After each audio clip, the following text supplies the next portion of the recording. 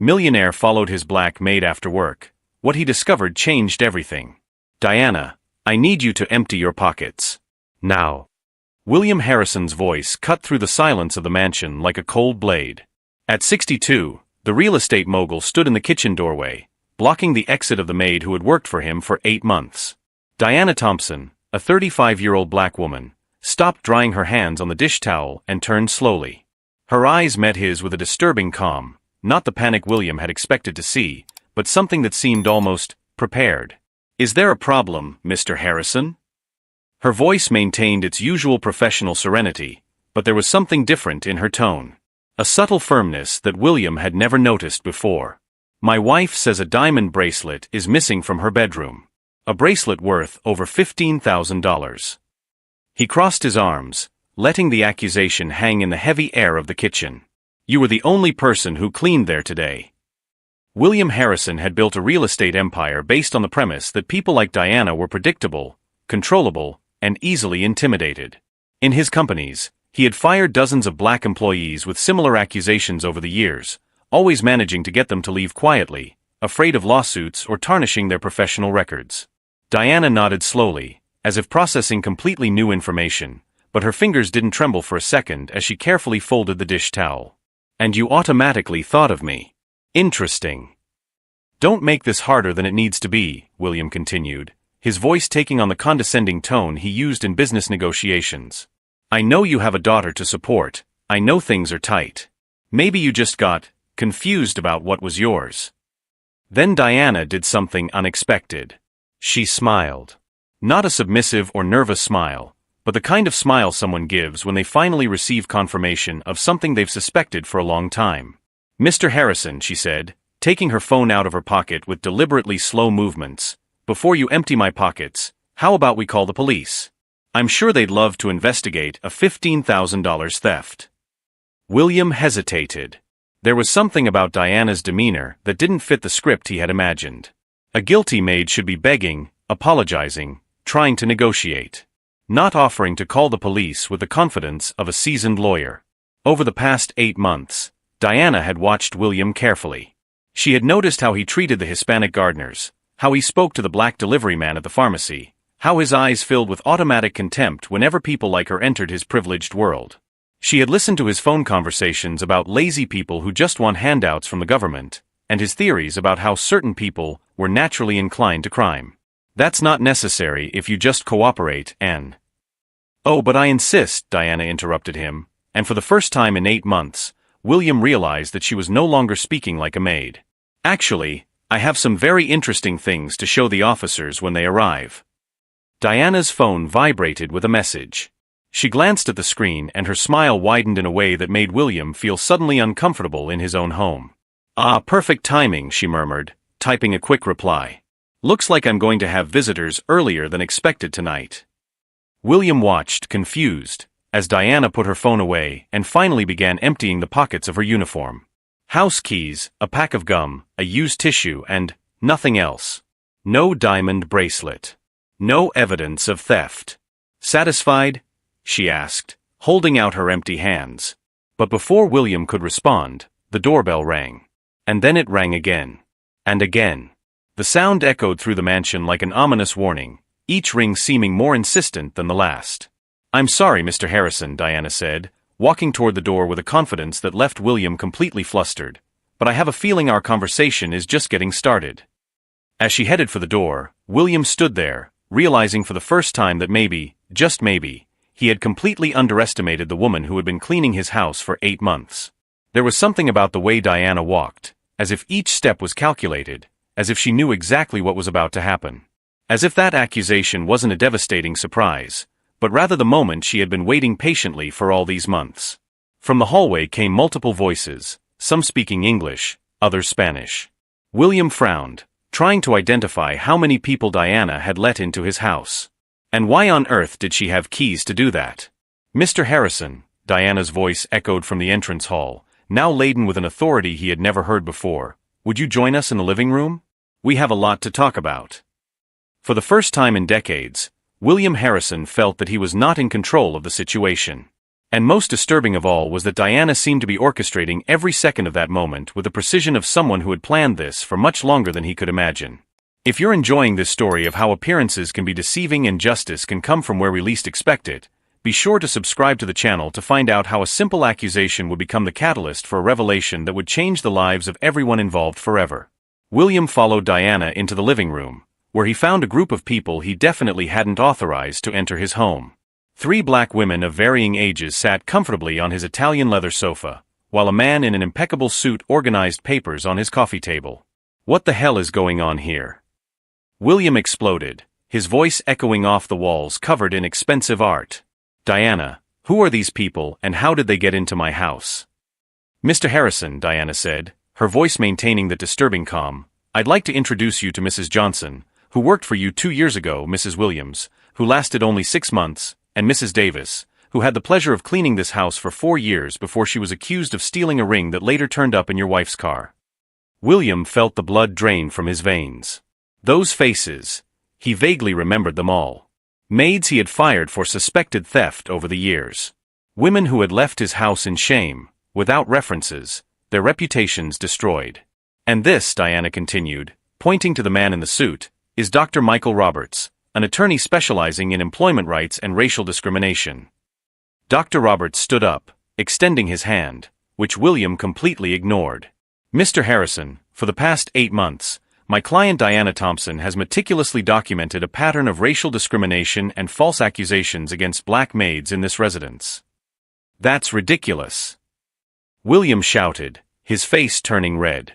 I have every right to protect my property. If things go missing and these people are the only ones with access, it's obvious that.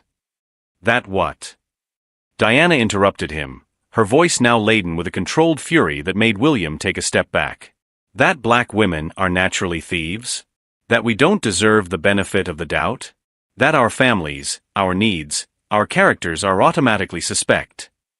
Mrs. Johnson, a woman in her 60s, spoke for the first time. You accused me of stealing $500 from your office. You said I was typical of my people, and that I should know my place. I lost my job, my reference, and almost lost my home because no one else would hire me. I found the money a week later, William muttered, unable to look her in the eye. It was in my coat pocket. But you never called me, Mrs. Johnson continued. You never apologized. You never tried to make amends. Diana walked to the window, looking out at the perfectly manicured garden. For 8 months, she had worked in this house not only as a maid, but as a silent investigator.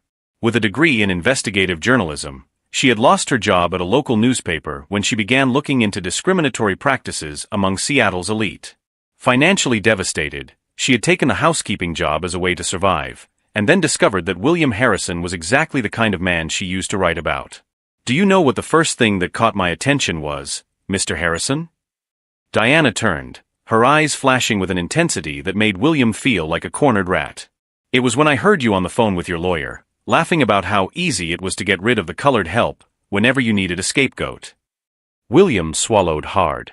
He vaguely remembered that conversation, but he hadn't imagined anyone could have heard. Or maybe it was when I saw you tell your accountant that mysterious losses were a great excuse for layoffs and I quote, keeping those people away from respectable families. Dr. Roberts opened a folder and spread documents across the table. For 8 months, Diana recorded conversations, photographed evidence, and collected statements. We have records of at least 12 black maids fired for false accusations of theft in the last 5 years. You can't prove anything, William said, but his voice no longer had the same arrogant authority as before. Actually, we can, Diana smiled, taking out her phone. Like that conversation 3 weeks ago, when you told your wife you'd found a particularly suspicious black woman to hire, because you needed someone to blame when the next incident happened. Diana's phone played William's unmistakable voice. This Diana seems perfect. She looks like she'd steal if she had the chance. When we need a scapegoat, she'll be perfect. Those people always have a relative who needs money. The silence that followed was deafening. William looked around the room, seeing his years of arrogance and prejudice reflected in the determined faces of the women in front of him. My wife's bracelet, he whispered, still trying to maintain some control of the situation, is still missing. You can't deny that. Diana walked over to the fireplace and picked something up from behind a picture frame. The diamond bracelet sparkled in the light, each stone reflecting the look of shock on William's face. "It was exactly where your wife left it," Diana said calmly. "Behind your wedding photo. She took it out last night before she showered and forgot. I found it this morning while cleaning, but I decided to wait and see how far your racist imagination would take you." William felt his legs go weak. For 8 months, he had completely underestimated the woman who cleaned his house, treating her like a disposable object in his world of privilege. Now, watching the steely determination in Diana's eyes and the growing pile of evidence against him, William Harrison realized he had fallen into a trap he had built himself with years of prejudice and cruelty. Each new humiliation only strengthened something inside Diana that her oppressors couldn't see, a silent strength fueled by the very injustice they sought to impose on her.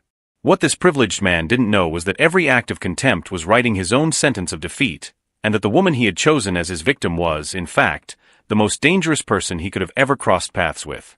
"You don't understand who you're dealing with," William said, his voice regaining some of its usual arrogance as he picked up his phone. "I have lawyers, contacts in the police, judges who owe me favors. You think you can just barge into my house and threaten me?" Diana watched with genuine interest as William dialed quickly. For 8 months, she had studied his every move, every contact, every tactic he used to silence his victims. She knew exactly who he was calling before he even completed the call. "Harvey? It's me, William Harrison. I need you to come to my house immediately. I have some people here making absurd accusations and—" William's voice trailed off as he listened to the response on the other end of the line. His face went from red with anger to a worried pallor. "What do you mean you can't represent me? We've been friends for 20 years, Harvey." William pressed the phone to his ear, as if that could change the answer he was getting. "Conflict of interest? What the hell does that mean?" Dr. Roberts smiled discreetly as he organized more documents. "Mr. Harrison, I can explain. My office already formally represents Ms. Thompson and all of the other women present today. Any attorney who takes your case now will face serious ethical issues." William tried 3 more calls. Each conversation followed the same pattern: embarrassed apologies, claims of busy schedules, sudden conflicts of interest that no one could explain properly. In less than 15 minutes, William Harrison, a man accustomed to having any door open with a simple phone call, was completely isolated. "How did you do this?" he asked, his voice now heavy with desperate anger. Diana walked over to William's bookcase, running her fingers over the expensive volumes he collected more for status than for knowledge. "Mr. Harrison, for 8 months, I didn't just clean your house. I studied you. Every phone call you made in my presence, every name you mentioned, every favor you asked or offered." She pulled a small digital recorder from behind one of the books. Then another. And another. William watched in horror as Diana collected devices from nearly every shelf. "I discovered that you have an interesting habit of making your most compromising phone calls in the library, always on Thursday mornings while I was supposed to be vacuuming the hallway." Diana placed the recorders on the coffee table. 8 months of conversations. 8 months of you bragging about how you manipulate municipal contracts, how you bribe inspectors, how you use inside information for your real estate speculation. Mrs. Davis, who had remained silent until then, finally spoke up. "She came to me 6 months ago. She said she knew I was innocent and that she had a plan to prove it. At first, I thought she was crazy. A maid planning to take down a millionaire."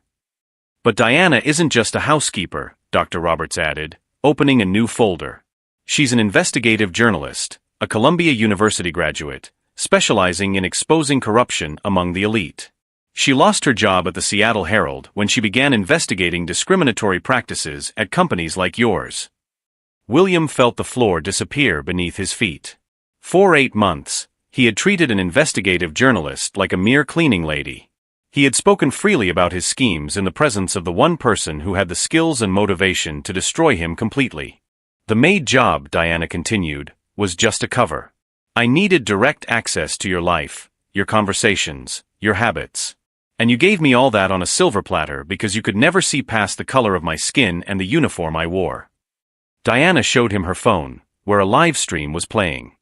"Right now, 15,000 people are watching our conversation on Instagram. Every word you said about getting rid of the colored help is being shared in real time." The number of viewers continued to rise: 16,000, 18,000, 22,000.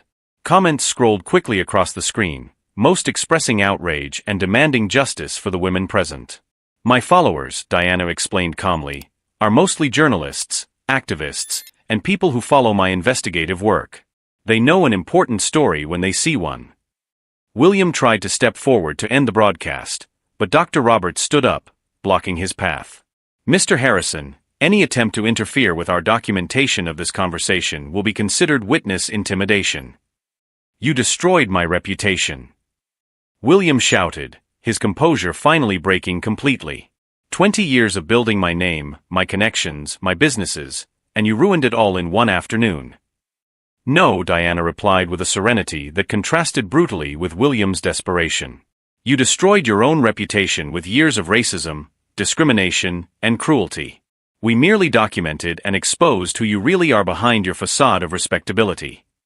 Ms. Johnson took an envelope out of her pocket. Diana helped me file a proper lawsuit against you. Not just for wrongful termination, but for emotional distress, defamation, and racial discrimination. My lawyers say that with the evidence she gathered, the case is practically a sure thing. We're all suing, added Mrs. Williams. Diana helped us understand our rights, connected us with specialized lawyers, and documented evidence we didn't even know existed. William looked around the room, his room, and realized he had completely lost control of the situation. Every person there had pieces of a puzzle he didn't even know was being assembled. For 8 months, Diana had meticulously orchestrated his downfall, using his own arrogance and prejudices as weapons against him. His phone vibrated with constant notifications. Messages from business partners, golf club members, high society acquaintances, all questioning the videos circulating on social media. His secretary had sent 12 urgent messages about reporters calling the office. Harrison Properties is already getting calls, Diana observed, reading the notifications on her own phone. Looks like 3 big contracts have been cancelled at the last minute. Funny how quickly people distance themselves when the truth comes out. That was when William realized that moment in the kitchen, when Diana had offered to call the police with such confidence, had not been a spontaneous reaction. It had been the final moment of a plan months in the making, executed with the precision of someone who had anticipated his every move. Under the weight of all those determined stares, William finally understood the magnitude of what he was facing. This wasn't just a maid seeking justice. It was an experienced professional who had used his own arrogance to build the perfect case against him. But as the comments on the live broadcast multiplied and his reputation crumbled in real time, one question haunted William Harrison. If Diana had planned all of this with such precision, what else did she know about him that she hadn't revealed yet? Stop this broadcast now. William shouted, lunging toward Diana's phone, but Dr. Roberts quickly stepped between them. Mr. Harrison, any attempt to interfere with the documentation of this conversation will be interpreted as witness intimidation, the lawyer said calmly, as the number of viewers on the live stream surpassed 30,000. Diana watched with scientific fascination as William collapsed. For 8 months, she had studied his every reaction, every tactic he used when he felt cornered. She knew exactly what was coming next. You don't understand. William yelled, his face now completely red. I am William Harrison. I built half this city. You are. We're what? Diana asked, her voice cutting like a knife. Troublesome black women who don't know their place? Go on, Mr. Harrison. 35,000 people are listening. William's phone kept vibrating. Panicked messages from his secretary, TV stations are calling, partners demanding emergency meeting, company stock plummeting. Diana, he tried one last time, his voice taking on a pleading tone, we can work this out civilly. How much do you want? 50,000? 100,000? Each. The silence that followed was louder than any scream. Diana looked at the other women, who returned her gaze with expressions of utter disbelief. He still doesn't get it, Mrs. Johnson muttered, shaking her head. Diana walked over to her purse and pulled out a thick folder. Mr. Harrison, for 8 months I have documented not only your racist conversations, but the full extent of your schemes. Would you like to see? She spread photographs across the coffee table. William recognized them immediately. Pictures of him handing envelopes to city inspectors, falsified documents about safety on his construction sites, fraudulent contracts with the city government. How did you get these pictures? His voice was now just a horrified whisper. Remember when I told you I needed to work on the weekends to pay for my daughter's college? Diana smiled coldly. Well, my daughter graduated 5 years ago. On the weekends, I was following you to your confidential meetings. Dr. Roberts opened another file. We also have bank records showing irregular payments, recordings of you promising city jobs in exchange for political favors, and evidence that you overcharged for at least 12 public projects in the last 3 years. William slumped into an armchair, finally understanding the magnitude of what he was facing. You've been investigating me for 8 months. You pretended to be a maid to destroy me. Not to destroy you, Diana corrected, her voice taking on an almost professorial tone. To expose you for who you really are. The difference is subtle, but important. Her phone rang. Diana answered, putting it on speakerphone. Diana, this is Rebecca Chun from the Seattle Herald. We're preparing a cover story on racial discrimination among Seattle's elite. Can we schedule an interview? Sure, Rebecca. I have a lot of material to share. More calls followed. CNN, The Washington Post, NBC News. Each one increasing the desperation visible in William's eyes.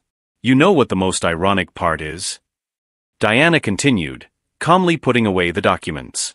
If you had simply treated me with basic dignity, none of this would have happened. I was just trying to support my family and do my job. But you couldn't see past the color of my skin. The live broadcast now had over 50,000 viewers. Comments flowed rapidly, justice at last.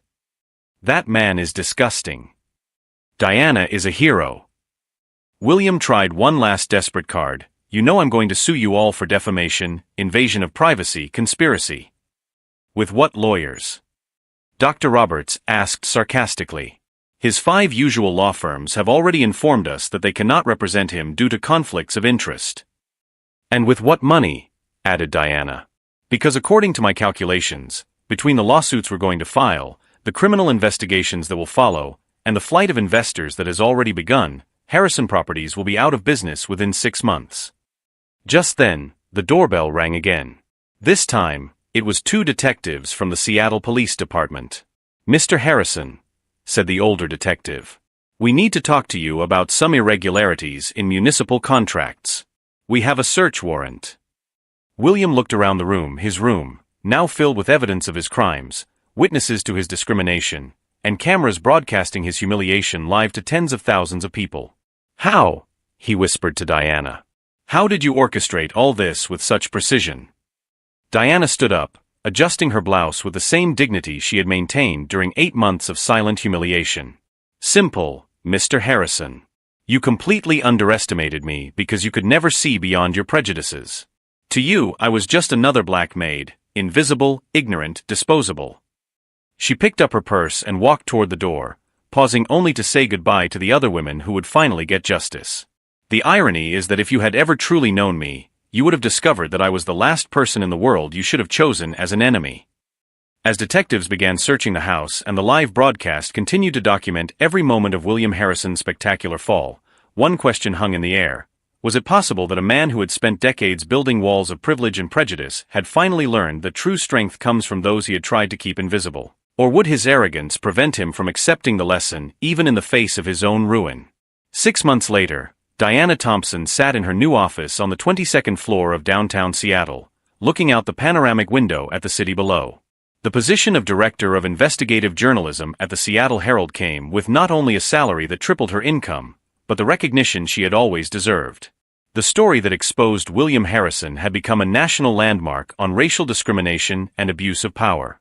3 universities had already offered her chairs to teach investigative journalism, and her book Invisible by Design, How the Elite Perpetuate Racism, had been on the bestseller list for 16 consecutive weeks.